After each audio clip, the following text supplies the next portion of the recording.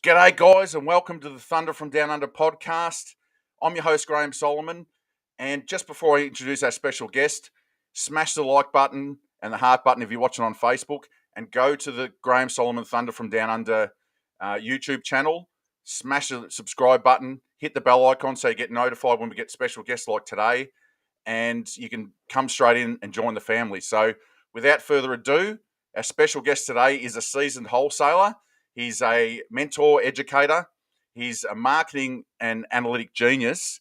And the latest string to his bow is he's now a reality TV star because he's been on the 50-50 Flip series. So I'm talking about our special guest, the one and only CC Garland. CC, welcome and thank you for coming in. Graham, thank you so much for having me. It is a pleasure to be here. It's such a pleasure. Now, I really appreciate it. Now, for those of you who aren't Facebook friends with and haven't followed you, you've been known to do a few things where you've cut up the dance floor. You've had a bit of footage out there on the dance floor.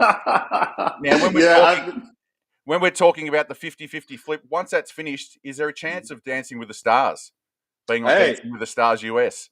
Possibly. Okay, stay tuned for that, right? But, Graham, I might have to get you to give me a little bit of acting/dancing consultation there because based on my dance moves, they'll get me there, but I may not win. Yeah, well, that's all right. That's all right. We've just got to get you there. We've got to get you to Hollywood. But in all seriousness, you've done the series, and if people haven't seen it, you've been hiding under a rock. Get out there and watch it. Go and watch CC. How did that all come about, CC? Yeah, Graham, great question. So I've been working with the Polites, Crystal and Dedrick Polite, for about 3 or 4 years. And if you guys aren't familiar with them, they are going to be a household name. Just stay tuned. So they are a power couple here in Burlington, North Carolina. And I was probably their first real estate consultant. So back in 2018, I remember I drove up here to North Carolina from Charleston, consulted them, set up their CRM, showed them how to skip trace leads, showed them how to cold call, basically just the basics of wholesaling. And since then, we just kept the relationship going, consulted each other. I offered them some advice here and there along the years. And, it gets to a point where a business relationship turns into a friendship. That's what I really love about this industry. A lot of people that have been business colleagues have turned to friends for life, which is awesome. So with them, they really loved the fact that I was with them and supported them. I wasn't just like, looking at them for a dollar sign. A lot of people that look to get started, everybody's trying to tax them, trying to charge them for this, charge them for that. And they really respected that. So A&E actually approached them last year, around this time last year, about possibly, starting a show, doing a flipping show. But we were very much against doing a conventional flipping show on HGTV. Nothing against that, but we want to actually show investment. We didn't want it to be some cookie cutter, corny type show. So there's entertainment in it. Also, we're dropping a lot of investor terms. So, investors, they're going to love it. The public loves it. We have great feedback so far. And fingers crossed, hopefully we'll be greenlit for a season 2. And if so, filming will start here in April. So you really enjoyed it, CC? You enjoyed the process of being in something different? Like, it's a lot different than banded signs and the early days of wholesaling, isn't it? Like, it's there's a lot of lights and cameras. I mean, did you enjoy the process? Was it something? Did it surprise you, the process of how things get made? Yeah, great question. So it was really interesting to actually see how the reality TV process happens. You see the end product on television, and you don't realize all the work. It really is work involved. I remember last summer we were filming, and literally there were like 60, 70 people in our office parking lot, all crammed into like 1,000 square foot office, and people were going in and out. It was exciting. We had a lot of stuff going on, but the difficult part about it was we were trying to run the business and do the show because we're full-time investors. So we're trying to deal with, issues with contractors, issues with, lead generation, just the issues with running an investment business while filming. So really a lot of stuff, everything you see on the show is real. Of course, there's editing, but everything that happened on the show, all the drama and stuff is real. So it was a fun process. It was a little bit hectic. We learned our lessons from season 1. And so now in season 2, we're going to be a little bit more organized and less stressed out, hopefully. Yeah, yeah. Now, it wasn't always like that, CC. Can you take us back to the early days, even prior to wholesaling, when you got into wholesaling, what you were doing, and then how you actually got into wholesaling and the early days? Can you sort of run us through the early days of your first deal or first couple of deals, Yeah. and just let us know sort of how it all started? Yeah, absolutely. And I love talking about this. And I'm gonna take you back here. So I'm gonna take you back to 2014. So I just got out of the army. Just got back from deployment, actually, from Afghanistan. It was a year experience. It was an experience, one I'll never forget. But about halfway, a little bit over halfway through my deployment, I realized I wanted to make a switch. I didn't know what I wanted to do specifically, but I knew it wasn't in the sort of like army slash government field. Nothing against it. Enjoyed my time in. Glad to serve, but I wanted something more. I had that entrepreneur spirit in me ever since I was like 11, 12 years old. So I really wanted to get back to that. So with my business partner at the time, my best friend, we were trying to figure out anything to actually get a business started. We were looking at franchising Little Caesars. We were looking at those twice the ice machines, those ice machines at gas stations. We were looking at everything. But guess what? You needed capital and a lot of it to get started. And so none of that panned out. Luckily, one of our good friends passed away a couple years ago, but our good friend, Sean Grain, he went to college in Charleston at the time, and he got, I think he got tickets to a Fortune Builders event through the school or through the radio. He wasn't interested in it at all. And he said, "Hey, I know you guys are struggling trying to become entrepreneurs. Here's 2 tickets to this thing. Maybe you guys can find something there." We went there, we ate it up. Oh my gosh, I fell in love with real estate. However, at the end of that event, guess what? They came for that dollar sign. So they give you enough to get excited. And then, they ultimately want to upsell you. So we had to go off and do it, get it from the mud. So we went from that point forward on bigger pockets. Facebook groups weren't really a big thing back then, but, there were some pages and people you could reach out to. YouTube, I'm talking about research every single day to learn wholesaling. We didn't have any consultants, any coaches, nothing like that. It was straight research all day, every day. And I was funding the business while my business partner back in Charleston, I was in Fayetteville, North Carolina at the time. My business partner at Charleston was a boots on the ground. So I was in the office, trying to do direct mail, get leads while I'm working my regular job. And he's working a valet job, trying to take seller calls, dodging customers, dodging his boss. Those were very interesting days, but we got out of it. Our first deal was the worst property in Charleston. It was a little ran down house. All the copper was stripped out. All the appliances were taken out. We wholesaled it, got it under contract for $7K. Wholesaled that sucker from $10K. Haven't looked back then. That was January. That was August of 2015. So, yeah. And back then, CC, what sort of marketing were you doing? Was it Yep. real basic stuff, or did you do a few things back then? Yeah, great question. So initially, like most people, when you don't have any sort of like budget or don't know what you're going to spend your money on, what are you going to do? Drive for dollars. So every weekend, I would drive from Fayetteville to Charleston, and Ethan and I, my partner, we would drive around Charleston, just getting addresses, putting them on a little notepad, and sending out letters. However, I didn't know this at the time. Sending off 10 postcards at a time once a week isn't going to cut it. It's not like the phone wasn't ringing. We were frustrated. And eventually, after about 6 months of doing that, we said we needed to actually put money aside for a direct mail campaign. So it was literally my last dollar, my business partner's last dollar. And mind you, I was still, I wasn't making a lot. I was working as a contractor in Fayetteville, for the Army. So I was having to come out of pocket for this money, pay for this direct mail campaign, and my fingers were crossed out it would actually work. So that first deal we did, it was direct mail, yellowletters.com, I think is what we used. We sent out about 2,500 mail pieces, got a guy in Massachusetts, that wholesale deal, and the rest was history. So for about the first year or two, we did direct mail heavily in direct mail. Yeah, and for those people that know you, more recently, probably 2 years ago, whatever, you got into a lot of text blasting, didn't you? Probably 3 years or 2 years ago, you got into text blasting. And when you talk about numbers, I laugh that you're saying, 10 postcards won't cut it, because you were pumping out a lot of text messages, weren't you? I think, you were talking about, tens of thousands at a time. So Oh you yeah. must look back at when you were doing that to when you were contacting 20 people, and you must sort of go, yeah, well, that's a learning curve, isn't it? That's a bit of a learning curve. You've got to contact a lot more people. And you also, cold calling was another method that you used as well. Do you still use those two methods? Are they still popular methods? Yeah, great question. So I'll take you back to my progression of marketing, because I feel like there's been different phases in my career, and certain things have worked for different phases. So initially it was direct mail. After direct mail, that was from about 2015 to early 2017. We then switched to RVM for about 6 months. That worked really well, but it was response rates weren't that high.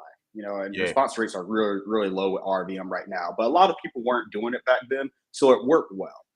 Then text messaging, and I actually created this application back then. It was in 2019, no, late 2018, and it was this rinky-dinky text application. I got an API through Twilio, and I started sending off text messages. And I remember specifically, it was November of 2018. I sent off 500 text messages, and this was my first time really doing it in bulk.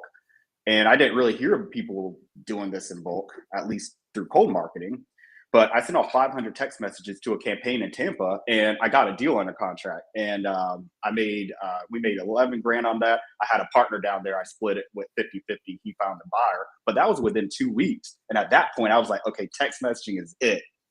But all good things come to an end. As soon as I started talking about it, it seems like everybody came on the texting wave, and as a result, the market became saturated. So I still do texting, but it's more targeted, and it's more sort of at the end of my marketing funnel. So after I do a couple cold calls, direct mail, and I exhaust my list, then I may do a couple rounds of text messages then. So I do a lot of, well, I've done a lot of marketing channels before, but right now it's really cold calling and texting with some direct mail mixed in, probably once a quarter. Yeah. So you've pretty much rounded it off. You've had years of experience, and you've got your system in place now. Is there any other things you do? Do you do any Facebook marketing or anything like that, or you basically just keep it to the three methods that you've always used? Yeah, I just use those. So I'm really big on mastering one, sort of like one channel, and really this is the type of mindset I take in my whole life. Really, I feel like if you have too many focuses, like in the Army, for instance, I was an intelligence analyst, and people constantly joked around with us because they said we were jack of all trades and masters of none. So if you're trying to do direct mail, cold calling, RVM, text messaging, and you don't really even have a baseline as to how many records or text messages or cold calls you need to get one lead, or how many leads you need for that particular marketing channel to get a contract, you're basically spending a lot of money, and you're not going 100% in one particular channel. So you may spend $3,000, and you spend $500 in text messaging, 1,000 in cold calling, 300 in direct mail. And you're like, at the end of the month, you're like, man, I spent all this money, but it's spread all across these different marketing channels. And guess what? You're not getting any closer to your goal because your efforts are spread out. So my philosophy when it comes to marketing is that it all works. There's just marketing channels I like better. Like I like cold calling because I'm very hands-on. The days of me, going in, being very actively involved in the day-to-day operations of my business are behind me. So yes, I miss out on deals, but I make up for that with volume because I like having freedom. Some people prefer to spend less money and be more involved in their company to maximize profits. So when I explain my marketing philosophy to people, there's no right or wrong answer. You really have to figure out what works for you, right?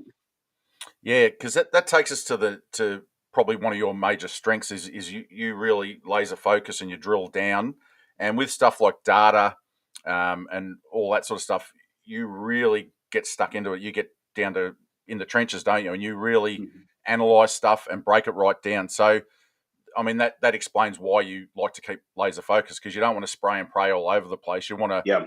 You want to be targeted, and people that follow you would understand that you're really laser focused with what you do. Now, with the data and the stats and all that sort of stuff, you know, you've done a lot of stuff, obviously education stuff in your Facebook group and all that sort of stuff about how to pull lists, and you really break that down. It's just don't just grab any list. You've got to really target the list, and then with property filters and all that sort of stuff, you really go deep into that, don't you? Yeah, and I love talking about this. This is really what I think is missing from a lot of educators and just wholesalers from like people like myself, wholesale educators. They don't talk about this stuff. I don't know if it's intentionally misleading or not, or they just don't think it's important. But market research is so important. And I'll give you an example as to why this is important.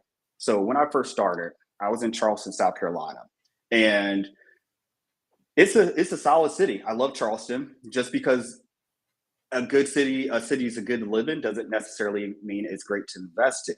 And I think a lot of new investors get that mixed up. Just because you want to live in an area doesn't mean you necessarily it's the best place to invest in. And just because an area is impoverished or you necessarily won't live there doesn't mean it's a war zone and it's a bad area. So I wanted to get more methodical and actually specific, hyper specific on what are the variables that make a market a good market. How do I know if I go in, let's just say Houston, Texas, if I'm going to get enough leads to close a deal in order to make my marketing profitable? And am I going to have enough records, like home records, if I pull a list in PropStream or List Source, to be able to target that city for a whole year? Meaning, am I able to go in and pull 10,000, 20,000 unique property owners every single month? So in Charleston, to go back to that, it's actually a really small market. It's a really small city compared to other MSAs out there. And it's a very affluent, like it's disproportionately affluent. I mean, really, in the past decade, a lot of people from up north, a lot of people from out west, even from Florida, down south are coming to move to Charleston. So with that being said, there's only about like 4 zip codes I can really target that are not super, that the property values aren't super high where, I'm going to have a ton of competition. So with that being said, I realized my marketing costs were getting way too high. So my cost per deal went from $1,000 to $2,000 to $3,000. And our wholesale fees weren't increasing. They were at about 8, 9, 10K because we were working in some of those lower price range areas. Because if we target anything else, we would be targeting places on the beach, places, gated communities, things of that nature. So to wrap up the point here is when we were targeting these areas, I realized that we were running out of inventory and we were having a lot of competition. And as wholesalers, we don't physically have to be in an area. So I said, hey, we could go to somewhere else. And that's where I found out about virtual wholesaling. So my strategy now is once I find that an area is tapped out, like Houston, or if it's the property values are just getting too high and they're going too high too quickly, I'm going to pull out and go to another area because I don't want my cost per deal to get to 2, 3K. I'm not that married to a particular area or that obsessed over a particular city where I'm going to say, I'm going to stay in Houston. I don't need to do that because I'm not flipping houses. I know I went on for a long time, but man, I could talk about this for 30 minutes. That's awesome because I've watched a lot of your videos. I've seen how passionate you get about this, and it's really important. And this is a skill that not a lot of people have got, and that's why you blow a lot of marketing money because you're just not focused and you don't drill down enough. And that's something that you do, and that's something you teach. And even services, you've got services that people can come to you, and if they're not that way inclined, they can get it done. And it's really interesting, to watch the way that you do drill down. And that was going to be my next question, like with the explosion of virtual wholesaling from COVID and everything. The way that you do things is cherry ripe to go into new markets, isn't it? Because you've got like the old question, what market do I pick? Well, you sort of go, well, I can pick any market, and I can do the analytics and tell you whether it's going to be good or bad. Then I can drill down into it. Then I can sort of look at list pulling and all that sort of stuff. So you were pretty prepared for the virtual sort of explosion, weren't you? Because you already had that type setup. So if you've mastered in one market, you can then go to other markets. So, and just another point about that is one of my favorite videos of all time, and it's one of your videos, is where your virtual market and how to find a buyer. If you just, maybe if you jag a deal in a virtual market, the one about to contact a realtor that does foreclosure realtors. It's a great video. encourage people to. Is it on YouTube or was it just Yeah, in your group? Go to it's YouTube on and have a look YouTube. at it, because that's just you just streamline all the ways to be able to go into a virtual market and not panic and be able to drill down to then find buyers if you've got no buyers, and that's one of the methods that you use. So yeah, you really sort of nailed it, didn't you? And that was probably because of your analytic background, the fact that that's something that you really do enjoy. So Oh yeah. that's something that people that follow you that are in your group and that see that all the time. And like you said, you don't really see a lot around a lot. A lot of people, I don't know if it's not trendy or it's not sexy or whatever, but It's boring, dude. It's yeah, not. but It's not sexy, man. CC Garland makes it sexy. He turns it into, because bottom line is it Yeah. converts into dollars and that's and business. So yeah, so I mean, do you want to just tell us a little bit of an overview about the early days when you went virtual? Did you Mhm. was there many problems and obstacles to get to that system once you went virtual, or you just already had it down pat? Oh, dude, everything went so smoothly. I'm kidding. No, dude, it was a mess. It was a mess. Okay, so let me take you back to 2017. So my partner and I, we were feeling ourselves. We were doing a little thing. We probably, closed maybe like 20 deals, 20, 30 deals by that time. Yeah, early 2017. And we said, hey, we want to expand out because the area we were in, like I said, it was impoverished and it was a very low income area. We were able to make some wholesale, some good wholesale fees there, but the developer we were working with when we were buying these houses, we were like stuck at 3K to like 5K per parcel. We wanted to hit those 15, 20, 40K wholesale fees. So we said, hey, we need to expand out to Charleston. So there was a hedge fund we were working with called Conrex at the time. And they had, like most hedge funds, they have their buy box in the areas they like to buy in. So we ended up putting together campaigns for 10 cities that they bought in. That was a mistake, man. Like we shouldn't have done that. That was not smart because number one, we were dependent on one buyer. So we didn't have a buyer's list. So if Conrex passed on deal or if they pulled out of that market, we were left with nothing, no buyers. And at that time, I didn't, know anything about finding buyers on a realtor or using Zillow like we just discussed. So it was a big risk, and we ended up launching into. I think we did maybe like 5 virtual markets, and things got hectic. We were bringing on acquisitions managers. We were trying to systematize our business, and it was a mess. Leads were falling through. Sellers weren't being contacted. I know we missed out on a lot of deals just because we didn't have our systems in place. So what I suggest to new investors or investors that are looking to expand out, close some deals in your current market. I mean, unless you live in the middle of Montana, you're going to be able to close a deal either through calling for sale by owner signs, driving for dollars, or doing a real little direct mail campaign. Do understand the wholesaling process from start to finish, how to close a deal from start to finish, what that entails, the different issues that may come up, title issues, sellers going ghost on you, because those issues are only going to be magnified in a virtual market. So we ended up shutting all that down, going back to the drawing board, going back just in Charleston and expanding to Columbia, the capital of South Carolina, which was only an hour and a half away. So it was still virtual, but if we needed to get there and handle any issues, we could. So that was the smarter way to do it. So if we could go back and do it again, we would probably go an hour and a half out and learn, the mistakes we learned. If we need to go check on the properties, put a lockbox on there, we can. And then once we have our processes fleshed out, we expand it out and it became that much easier. Yeah, that's a great point, CC. That just start off small and then expand out to, because a friend of mine, he does a bit of he's involved in a coaching group, and he's got students that are trying to be in 6 virtual markets, and yet they live in Detroit. And he says, "Why aren't you driving for dollars in Detroit?" That's exactly. Most people have got Detroit as a virtual market, so that's sort of, he tries to remind people that you don't have to necessarily go to your market when you're new. Just get a feel for it, and then you can go outside of your market. So that's a really good point. And with that virtual wholesaling, once you got up and running, what about partnerships like JV partnerships? Did you find people on the ground that you knew through the industry in those markets? Did you reach out to people, and did you find that was an important component, as well as like realtors, like you said, with the reaching out to realtors that do foreclosures, that have auction buyers and all that? Was that a very important part at the start, or did that come later? Yeah. So I wanted to touch on a point that you made. Grass is not always greener.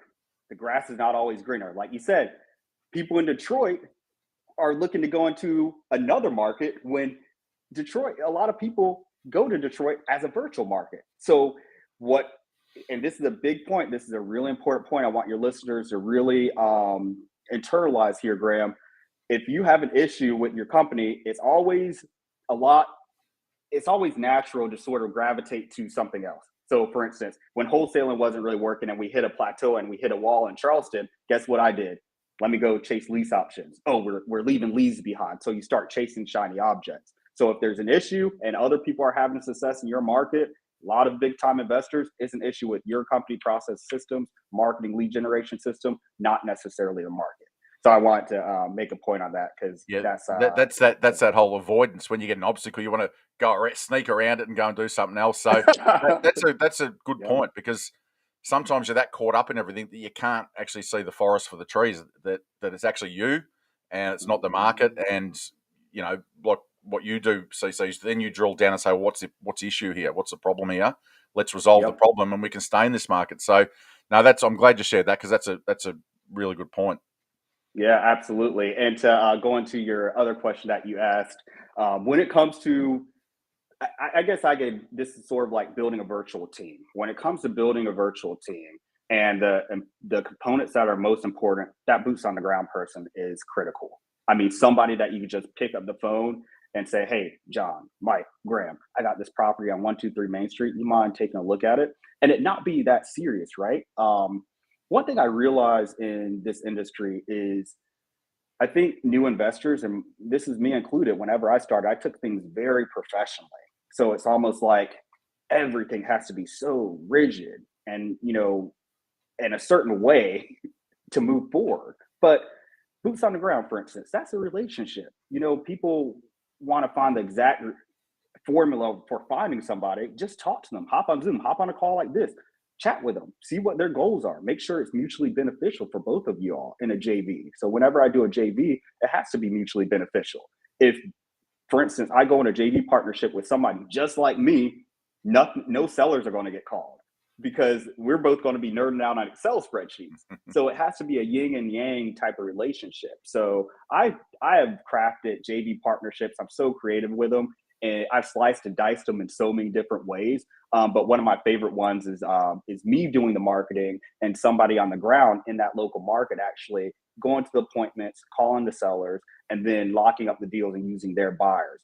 A lot of people, and I know we talked about this in this industry, they're really good at talking to the sellers, the investment part, but they're not good at what I do.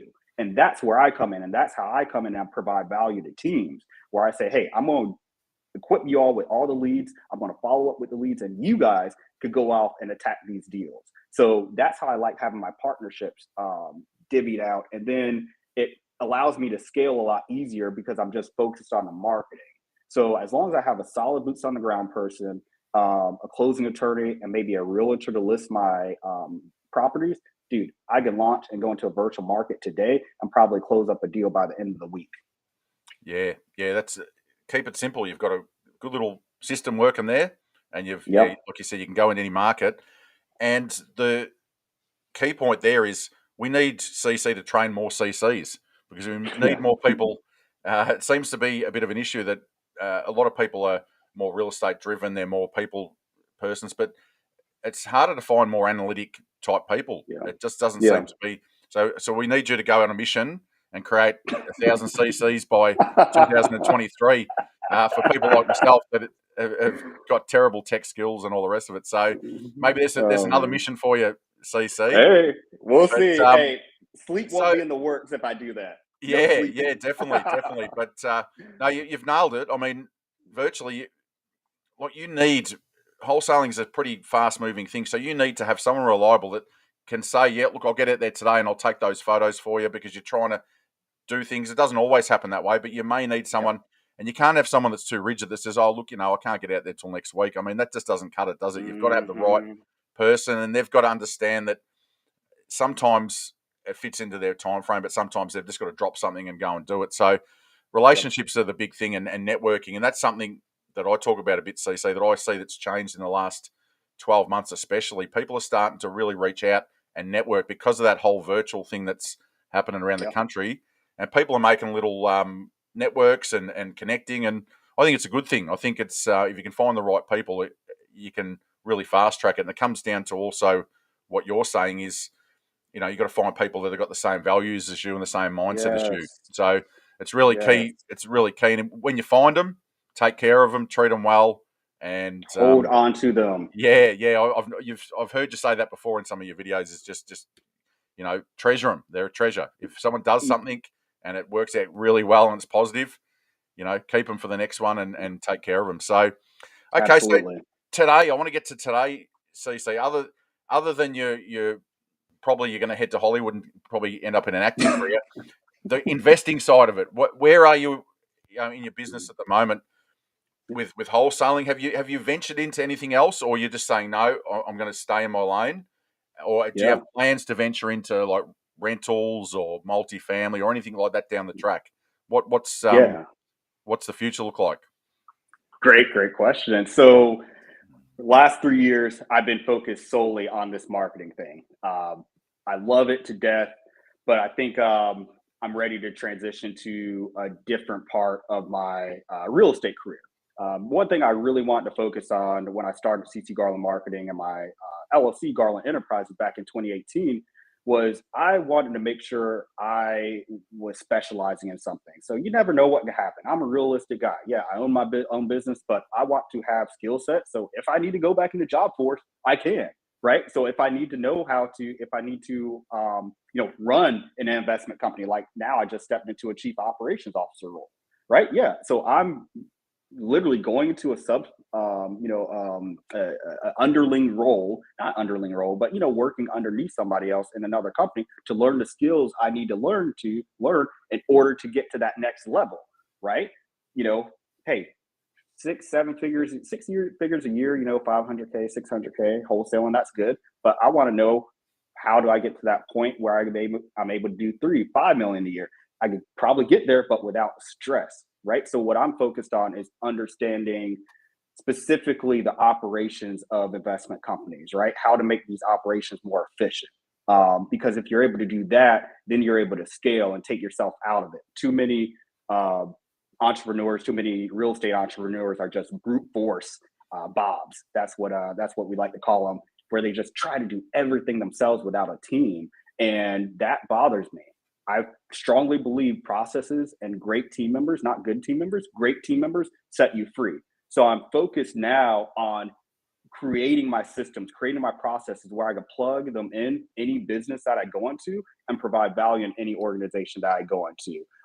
Basically just drilling down more into how I naturally operate, right? And that's really what I love doing. I love the operations, love marketing, love systems, love processes. I love training. I love coaching. I love empowering people and seeing employees that learn about themselves and empower them and take those skill sets that I'm teaching them to do a job or a task that they didn't think they were capable of before. That's really what gets me going.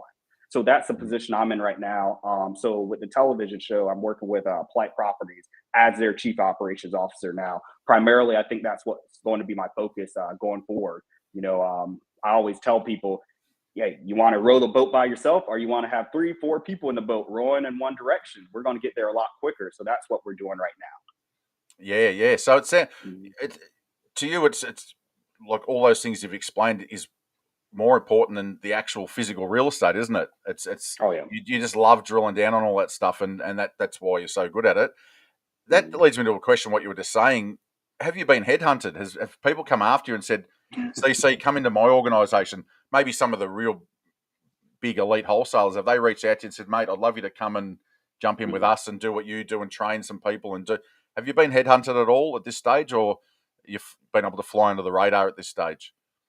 Yeah, so I'm very selective with who I work with. I don't want that to come off like pretentious or negative, but it has to click, right? I have to when I go and I work with an organization, it's like a marriage to me. I own that organization, and it's just not as simple as hiring a couple employees or leaving.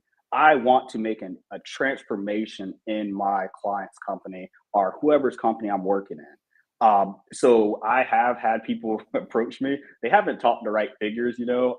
The last company outside of the flight properties I worked with, it was a company in Charlotte called Solve Real Estate, and I worked as a marketing director for them, and that's where I really honed a lot of my chops. They're a great organization.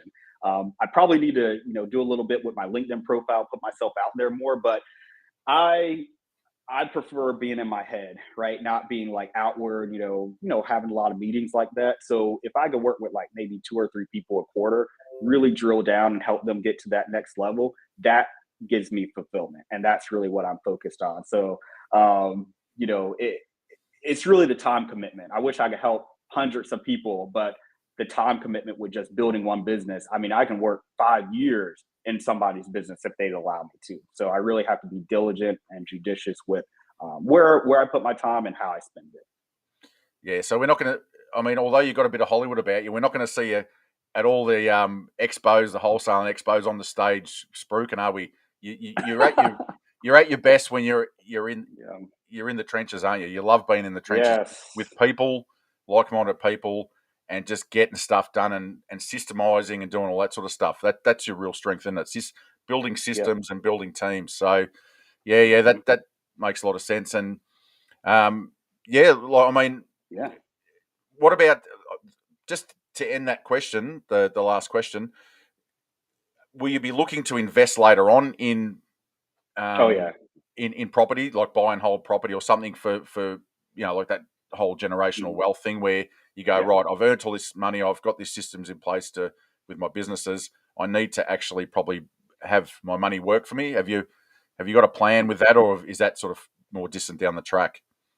Yeah, yeah, absolutely. So if I do that, it has to be in the commercial space. So it really, I've learned a lot about myself over the last several years, and dealing with tenants, toilets, maintenance. A lot of people coming to me, having 100 properties spread across, different states, different cities. That does not appeal to me at all. And one thing I want people to know, it's okay if you say these things, right? That doesn't make you less of an investor or less of whatever you think you should be by saying these things. But there's more than one way to skin a cat, right? So what I'll probably be doing going forward, and this year I'm going to look into it, is just investing in some commercial property syndicates. So just putting up 30, 40, 50 grand, just letting my money work for me. And then once I get out of this role I'm in right now, maybe in a few years, I can work on solely focus on building that portfolio. So right now, I'm trying to learn. I want to have a very all encompassing view of not just wholesaling but real estate investing. So it's almost like I'm taking myself through a curriculum right now. I'm like, okay, I didn't know lead generation. Let me learn that. Didn't know about operations. Let me learn that. Next thing, commercial properties. I need to learn that. So I want to understand everything about this industry, every single aspect of it, how to run every single component of it. All right. So Yeah, that's what I'm yeah, focused on right now. Mhm. yeah. But you're right, CC. I mean, different horses for different courses. Mhm. Some people love that whole going in there and repainting the place and putting the toilets and yeah, just give me a Yep. call if you've got a problem. That's good for some people. Some people, you know, partner up with people that they can do that with. But then other Mhm. people, it's just not their thing. So yeah, like you say, you should be able to say it out loud. Some Yep. people just don't like that whole thing. I've spoke to people that do the Airbnb arbitrage and that they don't own the properties. They're not interested. They're just building a business model, and they just Mhm. don't want to have anything to do with that maintenance side of it.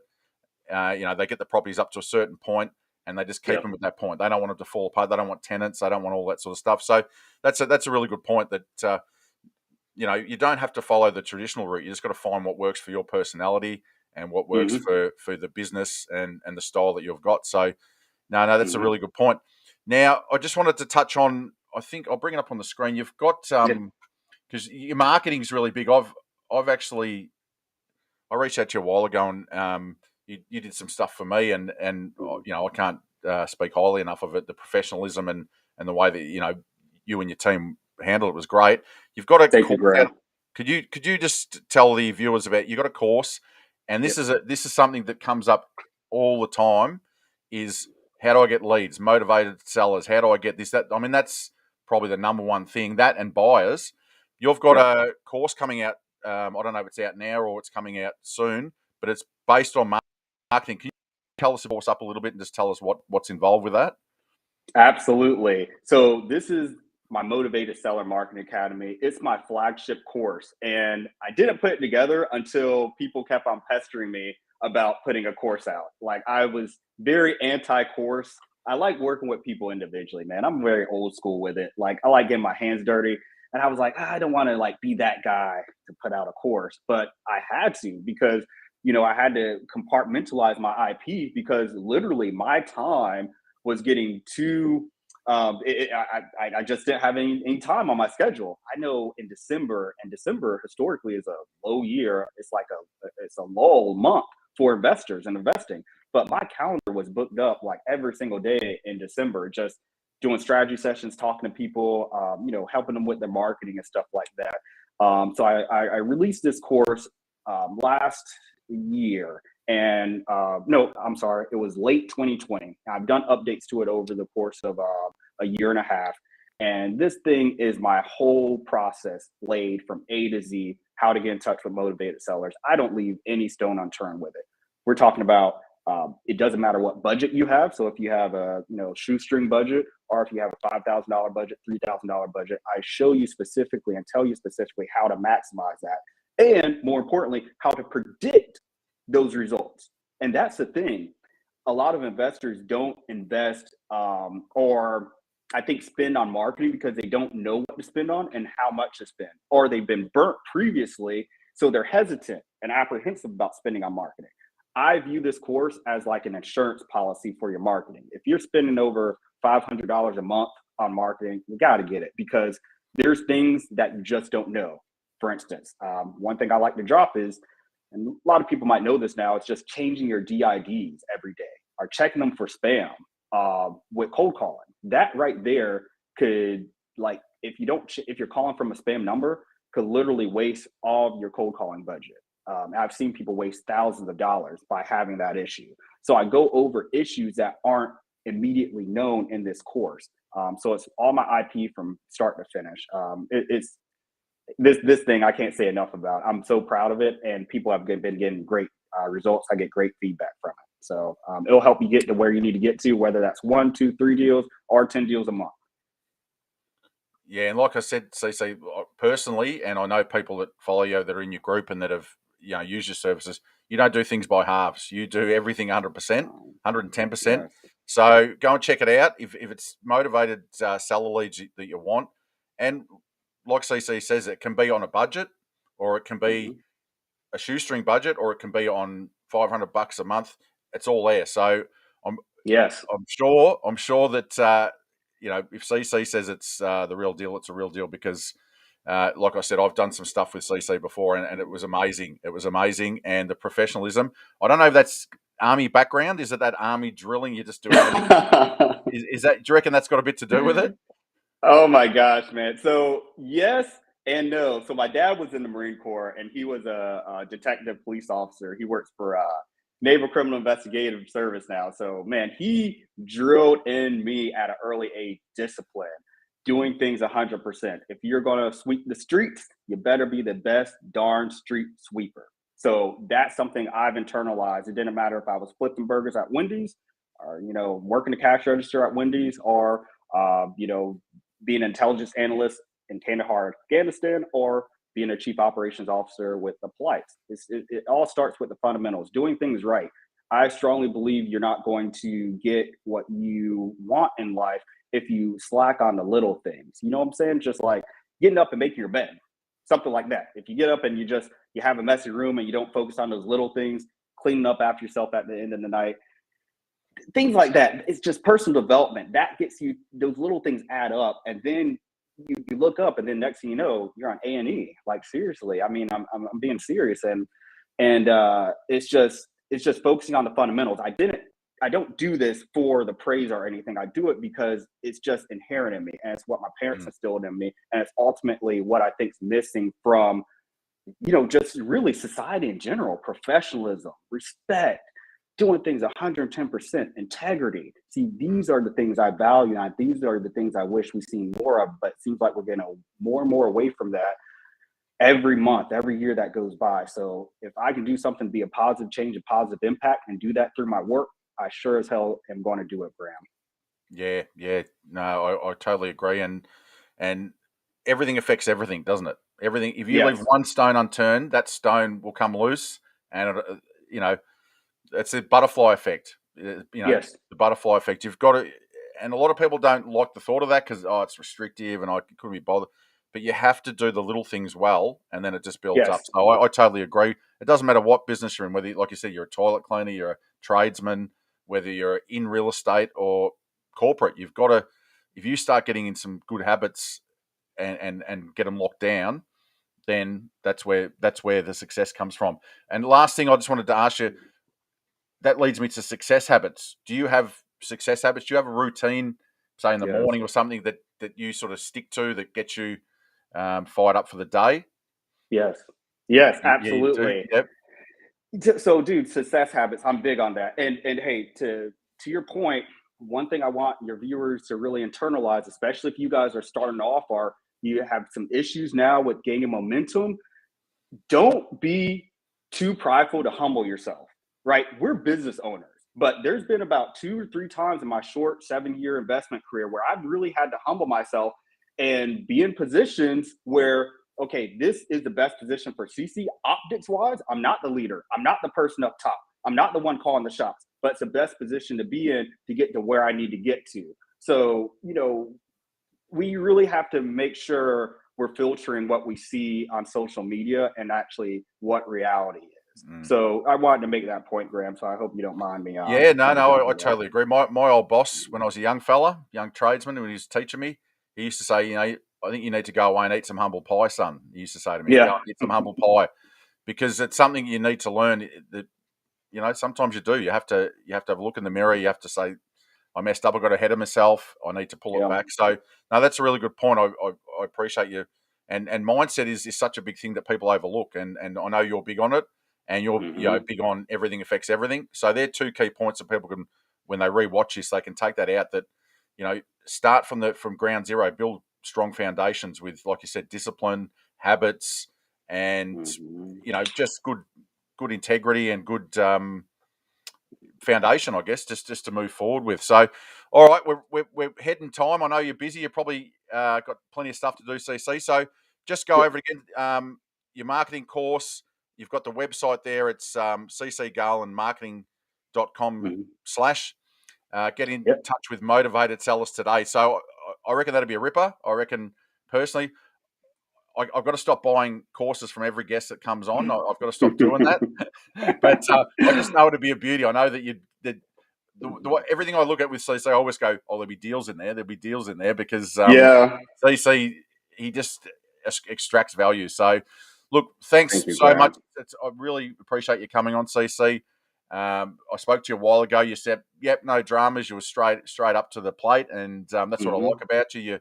If you can add value anywhere, you said the same when I started my Facebook group. Yep, if you need anything, Graham, just yell out. So I really appreciate it. And if there's anything I can do for you down the track, just yell out. If you end up over in Australia, you need a chaperone to drive around Melbourne, I'm the man. So no problem. Hey, you need to get me some Tam Tams. You need to send some Tam Tams. Yep. I can send you a survival pack with a bit of Vegemite, some Milo, some what are they? Tim Tams? The Tim Tams you're talking about? The chocolate biscuits. Yep, I'll get you some of those. No, good stuff. So thanks so much. Appreciate it, and I appreciate your time. And I just, I say this when I get a great guest on that hits them with, we call them thunderbolts, drop some real thunderbolts, and you're notorious for that. You call them gold nuggets. You drop them. Go back and watch a video and just listen to, success leaves clues, and CC's climbed the ladder from early days, from the first deal, doing his first deal to now. So go back and watch it, and we'll sign out, CC. Thank you very much. I really appreciate you coming in. Go and check his course out. And from CC Garland, you've been thunderstruck.